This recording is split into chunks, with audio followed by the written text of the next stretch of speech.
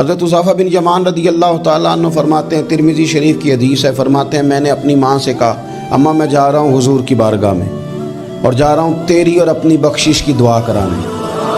फरमाते हैं मस्जिद नबवी शरीफ में मैंने मगरिब की नमाज़ पढ़ी, इशा तक मैं बैठा रहा क्योंकि हुजूर भी नमाज़ पढ़ के बैठे रहे। नमाज मुकम्मल करने के बाद इशा की नमाज का वक्त हो गया, हुजूर तशरीफ़ फरमा, इशा पढ़ी और नमाज पढ़ के फिर भी हुजूर ने तवज्जो नहीं फरमाई।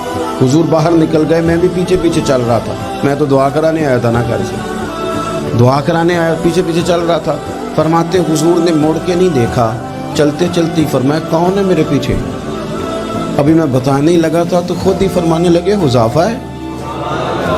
और मेरे दिल में था ना, मैं घर कह के आया था दुआ करानी अपनी और अपनी वालदा के लिए। तिरमिज़ी शरीफ है, कहते हैं पहले फरमाया कौन है, फिर फरमाया हुज़ाफ़ा है, फिर खुद ही फरमाने लगे हुज़ाफ़ा अल्लाह तेरी और तेरी माँ की बख्शिश फरमाए।